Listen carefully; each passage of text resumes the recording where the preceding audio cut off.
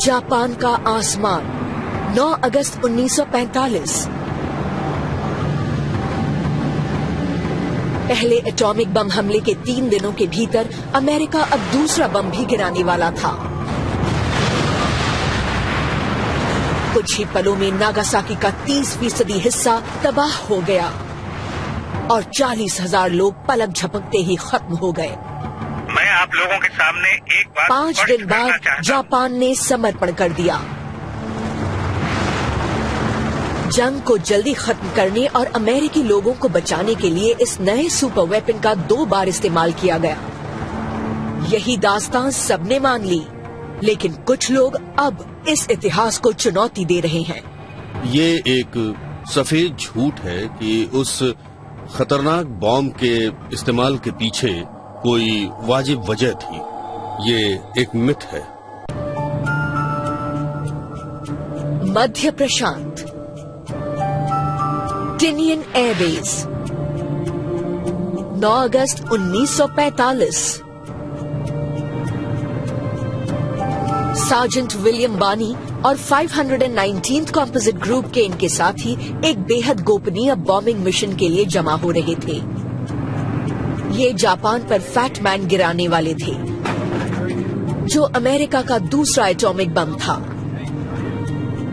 पहला atomic bomb little boy 3 दिन पहले हिरोशिमा पर गिराया गया था। अमेरिका को उम्मीद थी कि इस बम के हमले से जापान समर्पण कर देगा। हम सबको लग रहा था कि ये आखिरी हमला होगा, इससे जंग खत्म हो जाएगी। बानी ग्रेट आर्टिस्ट प्लेन के रेडार ऑपरेटर थे। ये इस मिशन में शामिल 3 अहम प्लेन्स में से एक था। इसका काम विस्फोट को नापना था। बिग स्टिंग विस्फोट को फिल्माने वाला था और बॉक्स का नाम के प्लेन को बम गिराना था। 2,500 किलोमीटर दूर जापान के टापुओं पर 8.5 महीनों से इसके अहम शहर यूएस एयरफोर्स की सैचुरेशन बॉम्बिंग रेंज से तबाह हो रहे थे।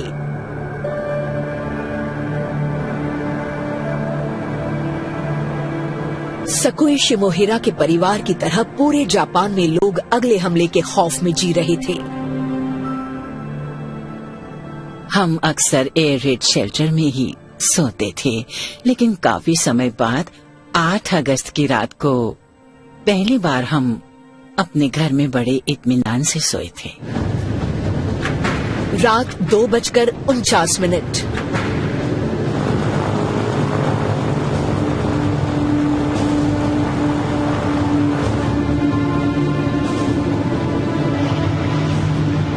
B-29 सुपर फोर्ट्रेस बॉक्सकार ने उड़ान भरी।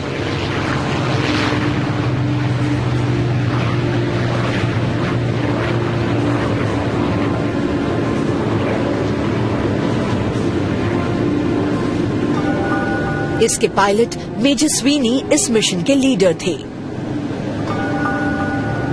बम्बार्डियर बीहन पर बम गिराने का जिम्मा था। प्लेन की पिछली सीट पर नेविगेटर जिम वैन पेल्ट बैठे थे और कमांडर एशवर्थ भी थे, जिन्हें इस बम के काम करने के तरीके की सबसे ज्यादा जानकारी थी।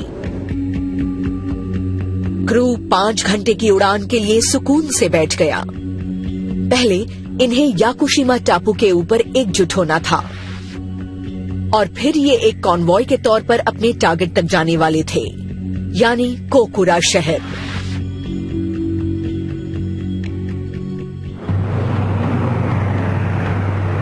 सुबह 7:50।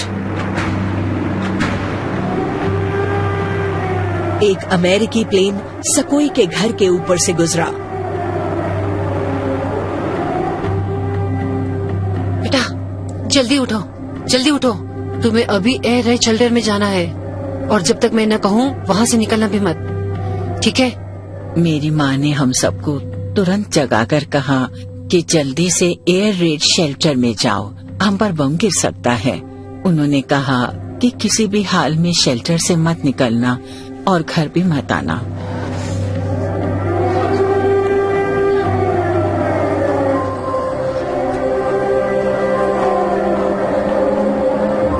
कुछ किलोमीटर दूर 18 साल के सुमिटेरू टैनिगुची चिट्ठियां बांट रहे थे। पोस्ट ऑफिस के लिए काम करने पर आप एयर रेड वार्निंग के लिए अपना काम बंद नहीं कर सकते, इसलिए मैंने शेल्टर में शरण नहीं ली।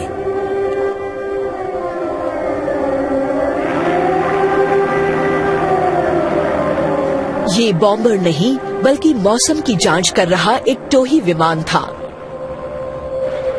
इसलिए एयर रेड वार्निंग खत्म कर दी गई और लोग शेल्टर्स से बाहर निकलने लगे। लेकिन सकुई की घबराई हुई मां ने उन्हें और उनकी बहन को वहीं रहने को कहा।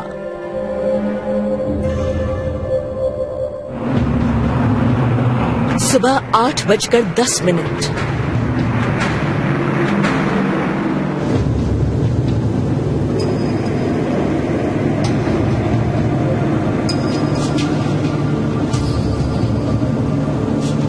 प्लेन बॉक्सका याकुशिमा आइलैंड पर पहुंचा। हम आरडीवी पॉइंट पहुंच रहे हैं। ठीक है जिम, अब हम बम गिराने वाली ऊंचाई पर जा रहे हैं। थोड़ी देर में प्लेन ग्रेट आर्टिस्ट भी पहुंच गया। हमारे वहां पहुंचने तक बॉक्स कार वहां पहुंच चुका था। उस समय तक तीसरा प्लेन नहीं आया था। बिग स्टिंक कहीं नजर नहीं आ रहा था। रेडियो पर कोई बातचीत न करने के सख्त आदेश की वजह से ये लोग लापता प्लेन से संपर्क नहीं कर पा रहे थे। इन्होंने चक्कर काटना शुरू किया। वहां चक्कर लगाते समय हमें वेदर प्लेन्स की रिपोर्ट्स मिली। कोकुरा में मौसम साफ था।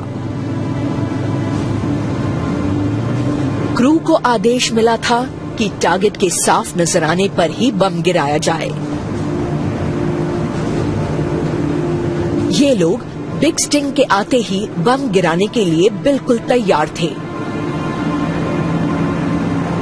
हम वहां पहुंचकर इंतजार करने लगे। हमें 15 मिनट तक इंतजार करना था। इस बीच 276 किलोमीटर दूर नागासाकी में 10 साल की सकुई अब भी अपनी बहन और भतीजे के साथ एयर रेड शेल्टर में थीं। हम चटाई पर बैठे हुए थे और हम बहुत चैन से थे। सुबह 8:50। बॉक्सका और ग्रेट आर्टिस्ट 40 मिनट से चक्कर लगा रहे थे। फ्यूल टैंक में दिक्कत की वजह से बॉक्सका ज्यादा देर तक उड़ान नहीं भर सकता था। इसके अलावा फैटमैन नाम का एटॉमिक बम इसी के बॉम्ब बे में था। हर सेकंड के इंतजार के साथ बेशकीमती ईंधन खत्म हो रहा था। हम क्यों रुके हुए हैं? हॉपकिंस, अब तक बिग स्टिंग का कोई पता नहीं है। बिग स्टिंग में सिर्फ रिकॉर्डिंग उपकरण थे, इसलिए बाकी दोनों प्लेन्स को उसका इंतजार करने की जरूरत नहीं थी। अब स्वीनी को फैसला लेना था। छोड़ो उसे, हम और इंतजार नहीं कर सकते। इन्होंने ग्रेट आर्टिस्ट को कार्रवाई करने का संकेत दिया। दोनों प्लेन्स 390 किलोमीटर दूर कोकुरा शहर की ओर बढ़ने लगे। सुबह 9:20।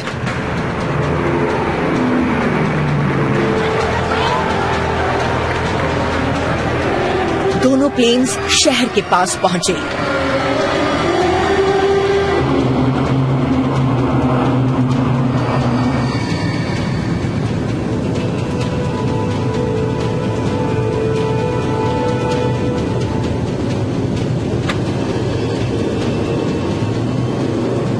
हमारे कोकुरा पहुंचने तक मौसम बिगड़ने लगा था।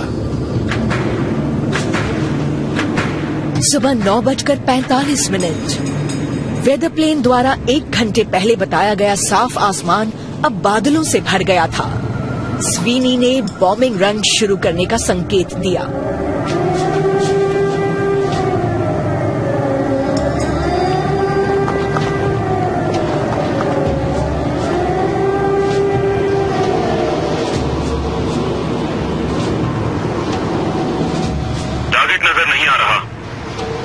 हमने 3 चक्कर काटे लेकिन हमें शहर नजर नहीं आ रहा था। सुबह 10:30 बजे स्वीनी ने कोकुरा पर हमले की कार्रवाई रोक दी। इस मिशन को बीच में छोड़ने से 45 मिनट का ईंधन बर्बाद हो गया था। जिम, हमें सेकेंडरी टारगेट नागासाकी ले चलो। 156 किलोमीटर दूर नागासाकी शहर में ही सकोई और सुमिटेरू रहते थे। कितना ईंधन बचा है? सिर्फ 1500 गैलन सर। अब इनके पास बस नागासाकी पहुंचकर सही सलामत बेस तक लौटने लायक ही ईंधन था, वो भी प्लेन का वजन कम कर लेने पर ही मुमकिन था। इन्हें ये बम गिराना ही था, चाहे मौसम कैसा भी हो। एशवर्थ, क्या टारगेट नजर नहीं आने पर रेडार रन से काम चला सकते हो? वेपनियर होने की वजह से सिर्फ एशवर्थ को ही विजुअल से रेडार ड्रॉप पर स्विच करने का अधिकार था। हाँ, नागासाकी पर चाहे रेडार से दिखे या सीधे नजर आए, हम वहीं बम गिराएंगे।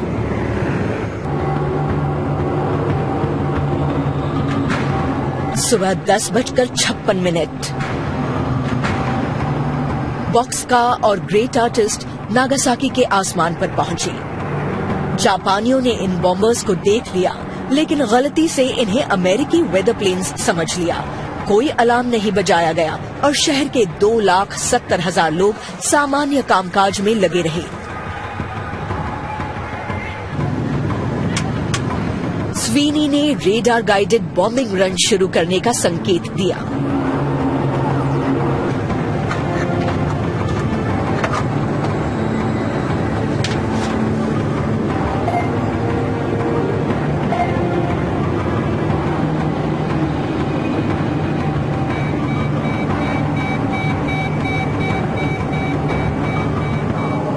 लेकिन रेडार ड्रॉप से ठीक पहले दिख गया, मुझे शहर नजर आ रहा है। अब ये तुम्हारा अभियान। क्रू फिर से विजुअल बॉम्बिंग पर आ गया।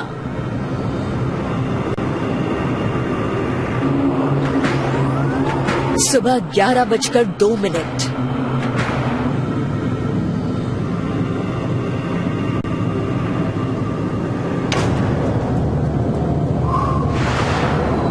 $28,900 फुट की ऊंचाई से फैटमैन को गिरा दिया गया।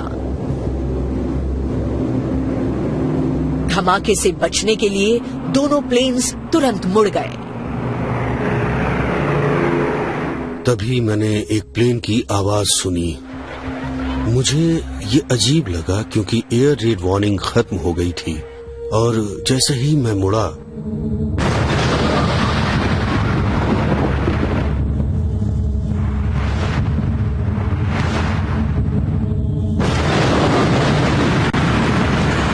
$22 किलोटन TNT की ताकत वाले फैटमैन के विस्फोट से पैदा हुई 4000 डिग्री सेल्सियस से ज्यादा की गर्मी और 1000 किलोमीटर प्रति घंटे की रफ्तार वाली हवा ने पूरे शहर को चपेट में ले लिया।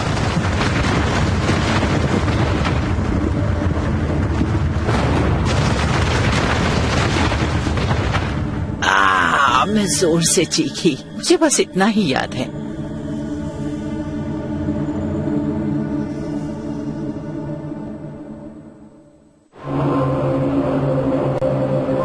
ग्रेट आर्टिस्ट ने धमाके के तुरंत बाद पड़े असर को रिकॉर्ड करने के लिए नागासाकी का चक्कर लगाया। हम सब उठकर खिड़की से बाहर देखने लगे और हमने वो नजारा देखा। मशरूम जैसे बादल लगातार उठ रहे थे। उसके निचले हिस्से में धुआं भरा हुआ था।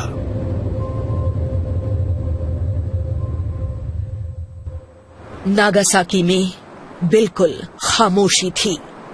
शहर का 6.7 वर्ग किलोमीटर का हिस्सा मलबे में तब्दील हो चुका था। 40,000 से ज्यादा स्त्री, पुरुष और बच्चे विस्फोट की गर्मी से भाप बनकर उड़ गए थे। अन्य 70,000 लोग जख्मी हुए थे। मैंने उठकर चारों तरफ देखा। मैं जहां से भी गुजरा सभी मकान तबाह हो गए थे। सिर्फ वो घर बचा था जिसमें मैंने अंतिम चिट्ठी दी थी।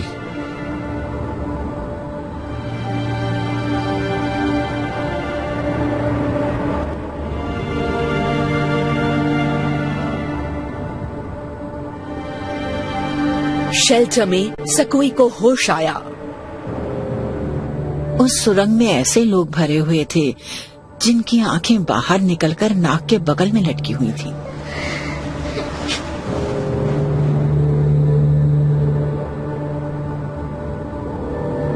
सकोई की बहन और उनके भतीजे की भी जान किसी तरह बच गई थी। अब उन्हें अपनी मां का ख्याल आया।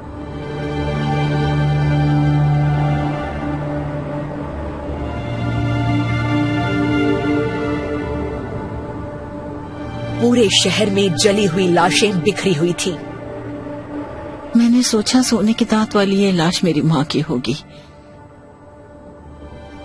और रोते हुए मैंने उनका हाथ छुआ, लेकिन उन्हें छूते ही उनकी लाश बिखर गई क्योंकि वो पूरी तरह राख हो चुकी थी।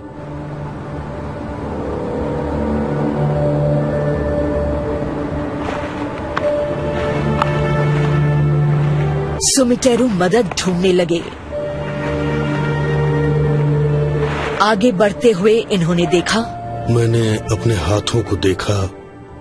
मेरे बाएं हाथ की कोहनी से उंगलियों तक की त्वचा चीथड़ों की तरह लटक रही थी। मेरे हाथों पर कोई काली सी चीज चिपकी हुई थी।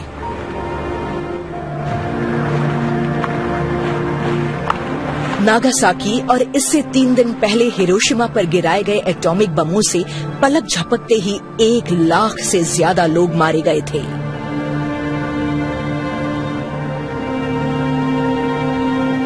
इन हमलों से निकले रेडिएशन से इसके बाद के महीनों और सालों में और हजारों जापानी नागरिक मारे गए।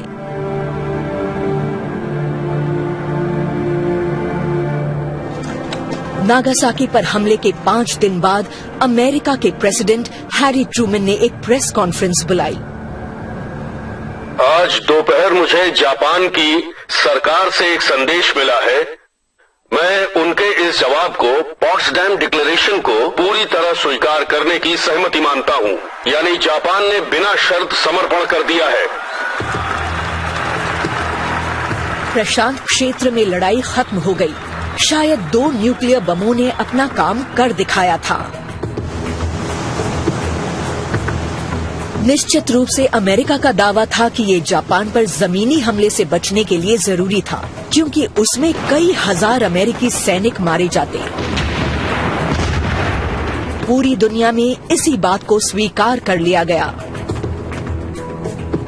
लेकिन अमेरिकन, रशियन और जापानी आर्काइव्स को 10 साल तक खंगालने के बाद इतिहासकार और लेखक सुयोशी हासेगावा एक बिल्कुल अलग नतीजे पर पहुंचे। ये दलील कि इस खौफनाक बम का इस्तेमाल अमेरिकी जनता को बचाने के लिए किया गया था, एक सफेद झूठ है। ये एक मिथ है। अब उन विनाशकारी सप्ताहों की घटनाओं पर फिर से गौर करके और आर्काइव्स की गहराइयों में उतरकर हम बम और जापान के समर्पण पर उसके असर और दूसरे विश्व युद्ध के अंजाम की असली दास्तान को उजागर करेंगे।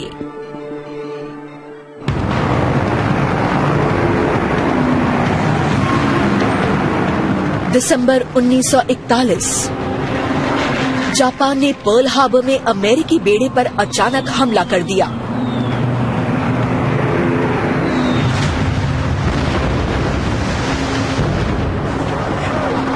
अमेरिका के 2402 सैनिक मारे गए।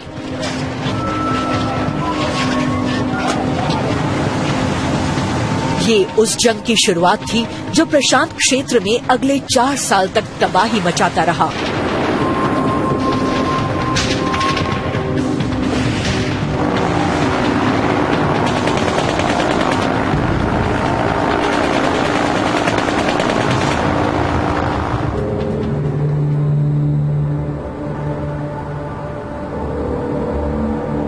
इस जंग में 20 लाख से ज्यादा जापानी सैनिक और नागरिक मारे गए।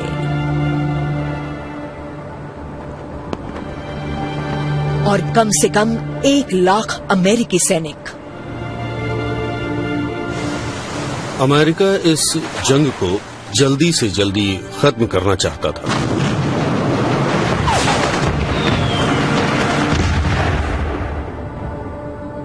(1944) के अंत तक अमेरिकी सेना ने मैरियाना आइलैंड्स पर कब्जा कर लिया था।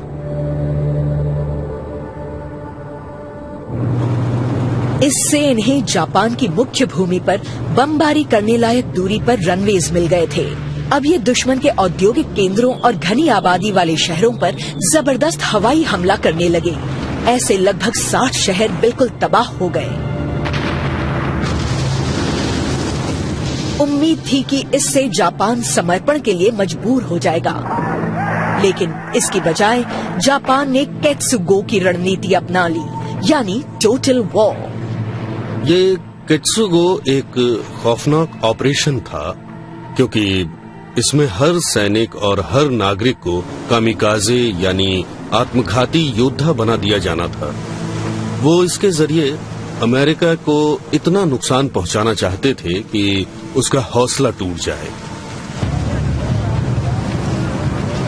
अमेरिका के मिलिट्री लीडर्स जानते थे कि अमेरिका की अगुवाई में किसी भी जमीनी हमले के दौरान केत्सुगो की वजह से बहुत बड़ी तादाद में सैनिक मारे जाएंगे, इसलिए इन्होंने बम का इस्तेमाल करने का फैसला किया। कई वर्षों तक अमेरिकन को इस मुगालते में रखा गया कि उस समय विकल्प बम और जमीनी हमले में से एक को चुनने का था, लेकिन ये मान्यता ऐतिहासिक रूप से गलत है। इतिहासकार बार्टन बर्नस्टीन का मानना है कि एक तीसरा विकल्प भी मौजूद था कि एक मजबूत सहयोगी के साथ मिलकर जापान पर 2 तरफ से हमला किया जाए। रूस का जापान के साथ जंग से अलग थलग रहने का समझौता था, लेकिन अमेरिका 1943 से ही रूस को इसे तोड़ देने के लिए मनाने की कोशिश कर रहा था। अमेरिका और रूस द्वारा 2 तरफ से हमला होने पर जापान को मजबूरन अपनी फौज को ज्यादा बड़े इलाके में और कम तादाद में तैनात करने पर मजबूर होना पड़ता। जंग में सोवियत संघ के शामिल होने से इसका अंत जल्दी हो जाता और अमेरिकी सेना के इतने सारे लोग मारे नहीं गए होते।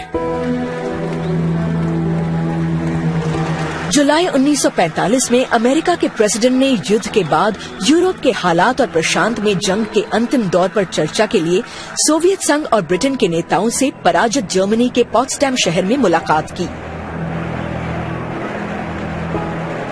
स्टालिन ने वहां बताया कि 15 अगस्त से सोवियत संघ जापान के खिलाफ लड़ाई में शामिल हो जाएगा।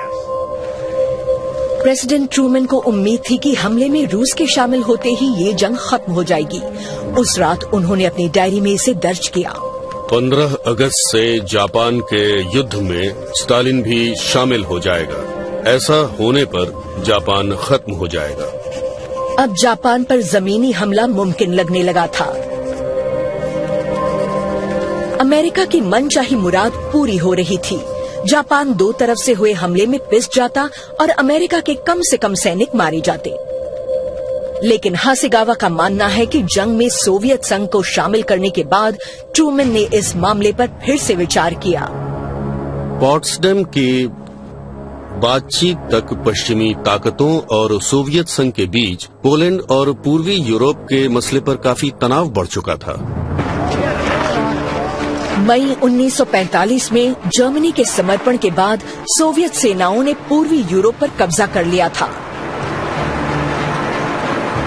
इन्होंने बड़े बड़े इलाकों पर कब्जा करने की मुहिम में पूर्वी Germany, Baltic states, Poland, Czechoslovakia, Romania और बुल्गारिया पर झंडा बुलंद कर दिया था। रूस की ताकत बढ़ती जा रही थी। अमेरिका के लिए ये खतरे की घंटी थी। ट्रूमैन और उनके सलाहकारों को डर था कि अगर सुदूर पूर्व में सोवियत संघ भी लड़ाई में शामिल हुआ तो वो एशिया के भी काफी बड़े हिस्सों पर कब्जा कर लेगा। ट्रूमैन के सामने ये उलझन थी कि जंग में सोवियत संघ को शामिल होने दिया जाए या नहीं। जंग में सोवियत संघ के शामिल होने से अमेरिकी सैनिकों की जान बच सकती थी, लेकिन इसके साथ ही सोवियत संघ के और फैल जाने का खतरा भी था। अब ट्रूमन एक ऐसे सहयोगी देश के साथ फंस गए थे जिस पर वो भरोसा नहीं कर सकते थे, लेकिन इन्हें सोवियत संघ के जंग में शामिल होने से पहले ही युद्ध खत्म करने और अमेरिका के पास मौजूद नई मिलिट्री टेक्नोलॉजी का प्रदर्शन करने दोनों का मौका नजर आया। ये न्यूक्लियर वेपन्स की मदद से ऐसा कर सकते थे। एक बम इस्तेमाल के लिए तैयार था, दूसरे का न्यू मैक्सिको के रेगिस्तान में परीक्षण हो रहा था।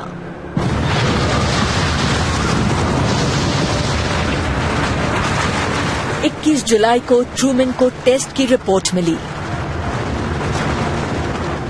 ये टेस्ट उन लोगों की उम्मीद से कहीं ज्यादा कामयाब रहा था और ट्रूमन बहुत खुश थे।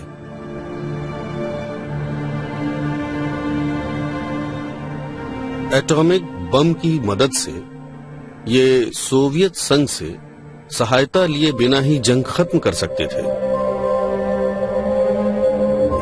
लेकिन इसके लिए अमेरिका को 15 अगस्त से पहले ही बम गिराना था, क्योंकि सोवियत संघ ने उस दिन से जंग में शामिल होने की घोषणा की थी।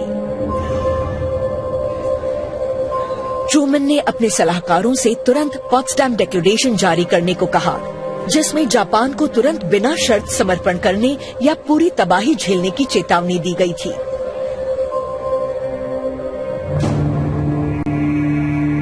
जापान के लीडर्स ने इसकी अनदेखी कर दी। अब ये रेस युद्ध में सोवियत संघ के शामिल होने और एटॉमिक बम के बीच थी।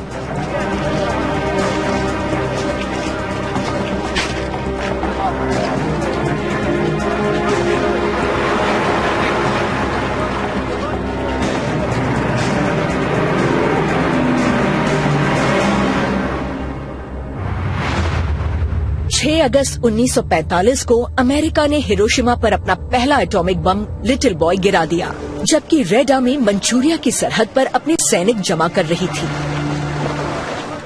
स्टालिन को ये जानकर जबरदस्त झटका लगा था कि अमेरिका ने इतनी जल्दी एक एटॉमिक बम का इस्तेमाल कर लिया था। उन्हें लगा कि एटॉमिक बम से जापान समर्पण करने पर मजबूर हो जाएगा और सारा खेल खत्म हो जाएगा। इससे वो बहुत दुखी थे। सर, आपके लिए अर्जेंट टेलीग्राम आया है। ठीक है, तुम जाओ। स्टालिन को लग रहा था कि सोवियत साम्राज्य को एशिया में फैलाने का उनका लक्ष्य खत्म हो गया था, लेकिन तभी उन्हें अपने विदेश मंत्रालय से एक अर्जेंट संदेश मिला। जापान सोवियत संघ की मदद चाहता था। जापान उस समय तक युद्ध खत्म करने के लिए मॉस्को के दखल की रणनीति पर कायम था। हासेगावा को लगता है कि इस संदेश से ये साफ है कि हिरोशिमा पर बमबारी से जापान समर्पण के लिए तैयार नहीं हुआ था। स्टालिन के लिए ये संदेश बहुत अहम था। प्रशांत क्षेत्र का युद्ध अभी खत्म नहीं हुआ था। उन्होंने तुरंत सोवियत सेना को हमला करने का आदेश दिया। 9 अगस्त को जब अमेरिका के दूसरे एटॉमिक बम को गिराने की तैयारी चल रही थी, तब 15 लाख रूसी सैनिक मंचूरिया की सरहद में घुस गए। रेड आर्मी ने तुरंत जापान की बहुत कम तादाद में तैनात सेना को पछाड़ दिया। मंचूरिया की राजधानी चैंगचुन से जापानी सेना कुछ ही घंटों में पीछे हट गई। जापान के हाई कमांड ने इंपीरियल पैलेस के नीचे एक बंकर में इमरजेंसी मीटिंग की। जंग में सोवियत संघ के शामिल हो जाने से जापान की नीति तय करने वालों के सामने समर्पण का बहुत बड़ा खतरा पैदा हो गया था। हासेगावा का मानना है कि उस समय पहली बार समर्पण पर गंभीरता से विचार किया गया था। जापान पर शासन करने वाले 6 अहम लीडर्स में से 3 लोग पीस पार्टी के शांतिप्रिय लोग थे और बाकी 3 वॉर पार्टी के आक्रामक लोग थे।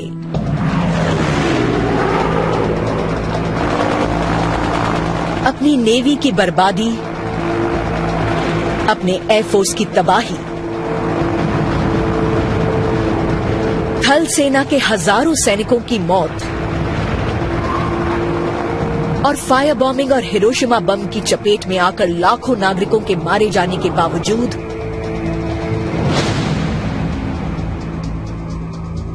वे समर्पण के लिए तैयार नहीं थे। हर किसी को जंग के लिए कुर्बानी देनी थी। अगर वो मारे जाते ये कोई बहुत बुरी बात नहीं थी, ये तो जंग का हिस्सा था। लेकिन बिग सिक्स के लिए अमेरिका की शर्तें सबसे बड़ी बाधा थीं।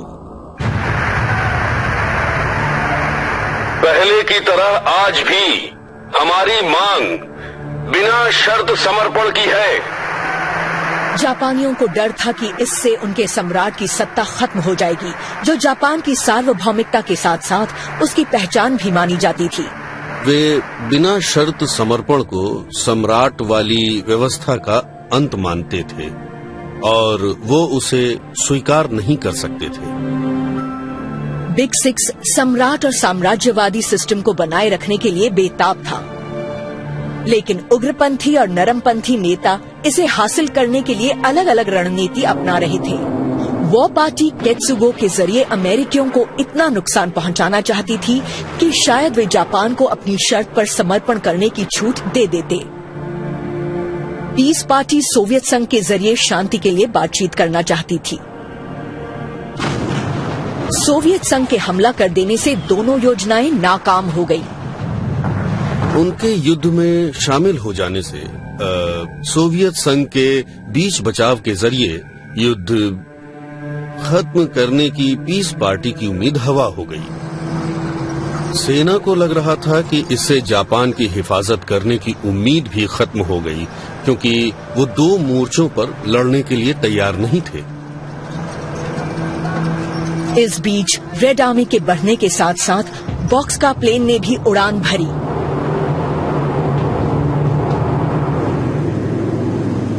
दूसरा न्यूक्लियर हमला शुरू हो गया था। टोक्यो में वो पार्टी अब भी मानने को तैयार नहीं थी। इन्होंने बड़ी मुश्किल से स्वीकार किया कि अब समर्पण से बचना नामुमकिन होगा, लेकिन ये बिना शर्त नहीं हो सकता था। पीस पार्टी को लग रहा था कि शर्तें सामने रखने से जंग जारी रह सकती थी, क्योंकि अमेरिका कभी उसे स्वीकार नहीं करने वाला था। सुबह 10:56 बॉक्सका और ग्रेट आर्टिस्ट प्लेन्स नागासाकी पहुंच गए। इन्होंने एक बॉम्बिंग रन शुरू की। इंपीरियल बंकर में इस समय भी बातचीत जारी थी। दिख गया, मैं शहर को देख सकता हूँ। अब ये तुम्हारा है विहान। वॉ और पीस पार्टी के बीच बहस तेज हो गई।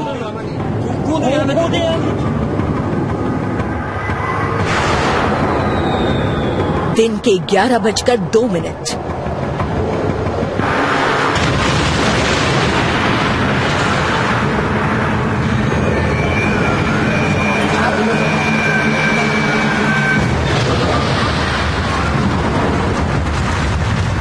नागासाकी के सेंटर से 3.2 किलोमीटर के फासले पर फैटमैन नाम का एटॉमिक बम फटा।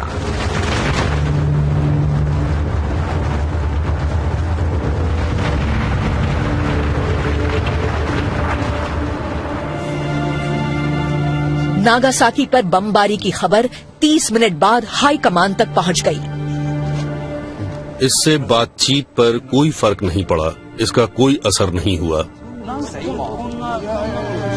समर्पण की शर्तों पर दोनों पार्टियों में असहमति बनी रही। मीटिंग स्थगित हो गई। ऐसा लग रहा था कि वॉ पार्टी एक बार फिर समर्पण को स्थगित करने में कामयाब रही थी।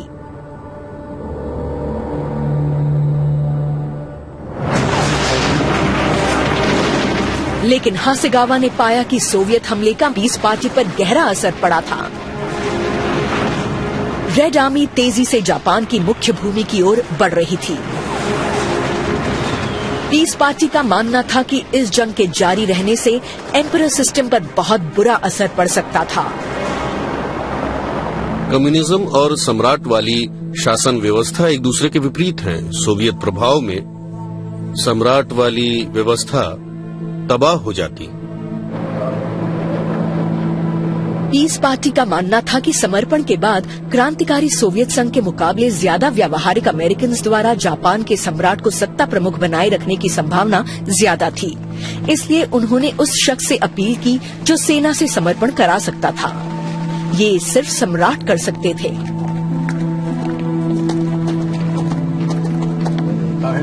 लेकिन उन्हें राजी करना आसान नहीं था।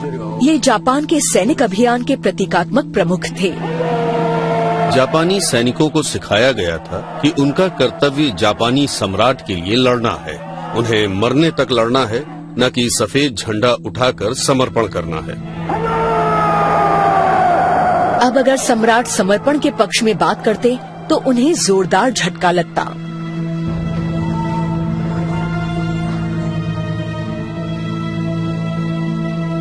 चौदह अगस्त को सुबह 10 बजे इंपीरियल बंकर में फिर से हाई कमान की बैठक हुई। इस बार इसमें सम्राट भी शामिल हुए। जापान बिना शर्त समर्पण के लिए तैयार हो गया। मैं आप लोगों को बताना चाहता हूं कि मैंने पॉट्सडैम डिक्लेरेशन को स्वीकार करने का फैसला किया है। ये वॉर पार्टी के लिए एक बड़ा झटका था। पारंपरिक रूप से सम्राट हमेशा अपनी वफादार सेना का पक्ष लेते थे। सम्राट को लगा कि सेना की बात मानकर जंग जारी रखने से उनकी सत्ता खत्म हो जाएगी। मैं आप लोगों के सामने एक बात स्पष्ट करना चाहता हूं। 15 अगस्त 1945 को सम्राट हिरोहितो ने अपनी जनता के सामने अपने फैसले की घोषणा की। सहमत होंगे। हर किसी की पुरजोर कोशिश के बावजूद हमने नहीं झेली जा सकने वाली बातों को झेलकर और असहनीय को भी सहकर आने वाली पीढ़ियों के लिए शांति का रास्ता तैयार करने का फैसला लिया है। हासेगावा का मानना है कि जापान ने एटॉमिक बम के खौफ से नहीं बल्कि सोवियत हमले से पैदा हुए खतरे की वजह से समर्पण किया था। युद्ध में सोवियत संघ के आ जाने से सम्राट को एहसास हो गया था कि इस युद्ध को जारी रखना कितना खतरनाक था। बार्टन बर्नस्टीन को लगता है कि सोवियत हमले के बाद नागासाकी पर दूसरे एटॉमिक बम का गिराया जाना एक दुखद और पूरी तरह बेकार कार्रवाई थी। नागासाकी बम से जापान को समर्पण करने के लिए मजबूर करने पर कोई असर नहीं पड़ा और इसलिए दूसरे बम का गिराया जाना बेमानी था, जिसमें 60 से 70 हजार लोग मारे गए। हमले से 19 दिन पहले नागासाकी अमेरिका की जानलेवा फायर बॉम्बिंग से बचा हुआ था। सकुई शिमोहिरो अपनी बहन के साथ आराम से सो रही थी। इस बीच प्रेसिडेंट ट्रूमन को रिपोर्ट मिली कि अमेरिका के पास कारगर एटॉमिक हथियार थे।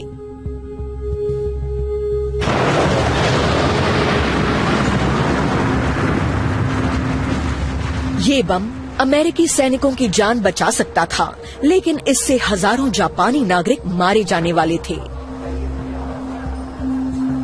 इन मौतों की कभी किसी ने परवाह नहीं की। आर्काइव्स पर गौर करें तो हमें ऐसा कोई विवरण नहीं मिलता है जब ट्रूमैन या सेक्रेटरी ऑफ वॉर स्टिम्सन या उन दोनों के सबसे करीबी लोगों में से किसी ने भी एक बार भी ये सवाल उठाया कि क्या बम का इस्तेमाल सही होगा। 6 अगस्त 1945 नागासाकी पर हमले से 3 दिन पहले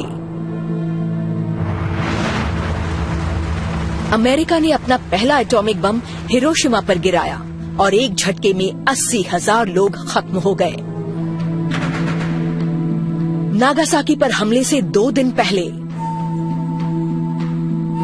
जापान के लीडर्स ये देखने के लिए बेताब थे कि बिना शर्त उनके समर्पण करने की बजाय क्या सोवियत संघ उस युद्ध को रुकवाने के लिए बीच बचाव कर सकता था। उनकी सबसे बड़ी प्राथमिकता इंपीरियल सिस्टम को बनाए रखने की थी। अमेरिका की तरह उन्हें भी जापानी नागरिकों की कोई परवाह नहीं थी।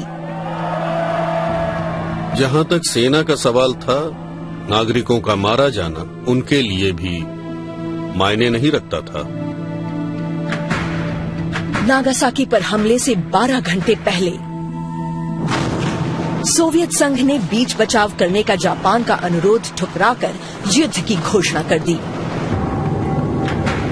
नागासाकी पर हमले से 9 घंटे पहले एक और न्यूक्लियर बम गिराने की जरूरत नहीं होने पर भी सुपर फोर्ट्रेस बॉक्सका ने 4.9 टन के न्यूक्लियर डिवाइस फैटमैन को लेकर टिनियन एयरबेस से उड़ान भरी। इन्हें ये बम कोकुरा या नागासाकी पर गिराना था। इसमें ढेर सारे निर्दोष लोगों की मौत तय थी। लेकिन अमेरिका की ज्यादा दिलचस्पी अपने नए हथियार को आजमाने और सोवियत संघ पर अपनी बढ़त को बनाए रखने में थी। देखा जाए तो सन 1945 तक दूसरा विश्व युद्ध एक खुली लड़ाई बन गया था, जिसमें धीरे धीरे नागरिकों पर हमला करने के प्रति संयम एकदम खत्म होता जा रहा था। कई वर्षों की बेरहम लड़ाई के बाद हर पक्ष से मानवता की बुनियादी समझ शायद खत्म होने लगी थी। हमले से 6 मिनट पहले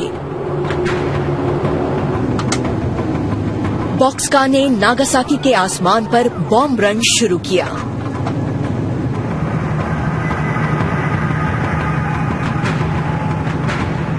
एटॉमिक बम फैटमैन को गिरा दिया गया। 43 सेकंड बाद 11:02 पर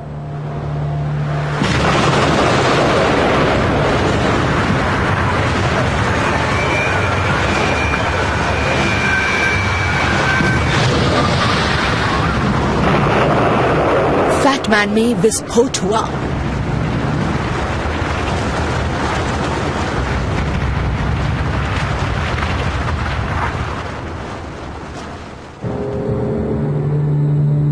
कुछ ही पलों में 40,000 लोग मारे गए। हजारों अन्य लोग रेडिएशन की चपेट में आकर मरे। लेकिन इस हमले को झेलकर बचे सकुई और सुमिटेरू के लिए ये नर्क जैसी जिंदगी थी। जल्दी ही लोग हमसे भेदभाव करने लगे। कहते थे कि तुम लोग गंदे हो, हमारे पास मत आओ। मैं 2-3 बार रेल की पटरियों पर खड़ी हुई, लेकिन हर बार वापस लौट गई। मुझे लगता था कि अकेला होने पर भी मुझे जीना होगा। अगर मैं यहाँ मर गई तो सबकी कब्रों पर फूल चढ़ाने के लिए कोई भी नहीं बचेगा। मेरे जैसा और कोई नहीं है। कोई भी सीधे बम की चपेट में आकर इतना कुछ झेल कर नहीं बचा। मैंने 3 साल 7 महीने का वक्त हॉस्पिटल में बिताया।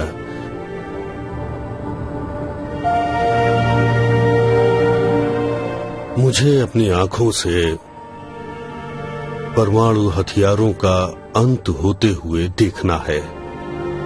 मुझे तब तक जिंदा रहना होगा।